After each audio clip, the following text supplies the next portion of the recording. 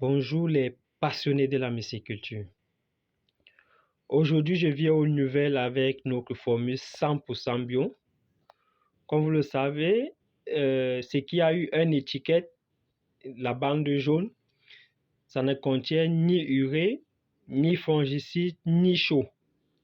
Et le bocal qui est à côté, ça contient l'urée, le fongicide, la chaux, comme tout le monde en a l'habitude de faire. Maintenant, quand je regarde l'évolution de nos deux semences, elle est pratiquement pareille. Elle évolue à la même vitesse. Ça veut dire que ce n'est ni l'urée, ni la chaux ou le fongicide qui nourrissent ou encore qui fait se développer le mycélium.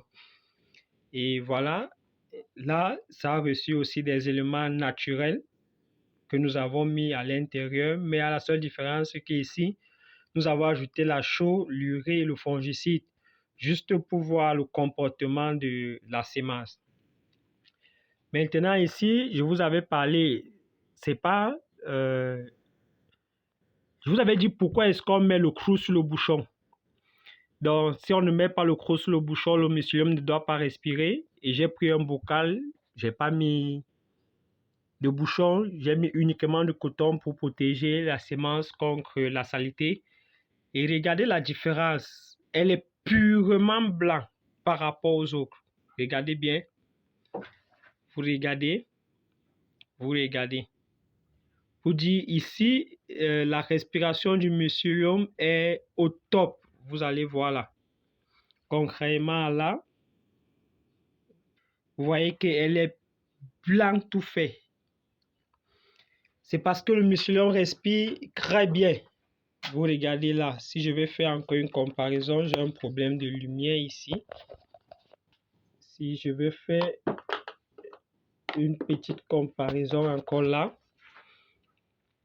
vous remarquez que ce qui a le coton complètement est purement blanc par rapport à son voisin parce qu'elle est bien oxygénée. Je vous ai dit, c'est important.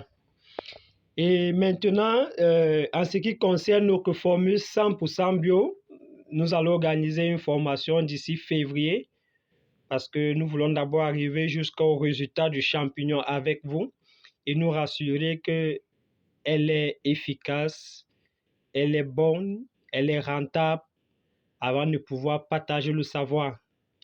Comme on vous a toujours dit, notre objectif, c'est de faire développer la myciculture, c'est de faire réussir le domaine de la myciculture dans notre pays.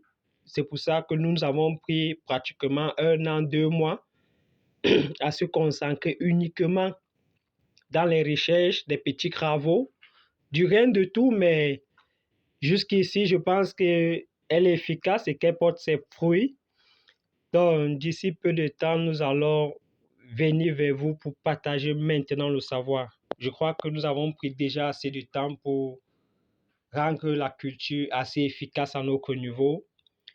Maintenant, l'objectif, c'est de la rendre aussi efficace à votre niveau. Donc, restez concentrés parce que la première formation inédite que nous allons organiser, il n'y en aura pas 2 comme celle-là. Parce que ça sera à un prix donné avec tous les modules jusqu'à la vente, jusqu'à où vendre, comment vendre. Donc, restez concentrés et celui qui va rater cette première formation, je pense plus qu'il aurait cette chance-là. À bientôt et merci pour l'encouragement qu'on reçoit de vous tous les temps. C'est ça qui nous motive. C'est ça qui nous fait arriver où nous sommes. Merci aussi pour l'inquiétude que vous avez vis-à-vis de nous parce que vu qu'on a fait 2 mois un peu dans le noir chez nous, on avait des petits espérances de production, on n'avançait pas dans les travaux et beaucoup se sont inquiétés de savoir est-ce que nous faisons toujours la myciculture, est-ce que nous sommes toujours dans le domaine de la myciculture. Je peux vous rassurer que nous y sommes toujours. Nous travaillons de jour, parfois de nuit, pour que ça marche. Donc, sachez que comme on a commencé, on ne va pas s'arrêter. À bientôt.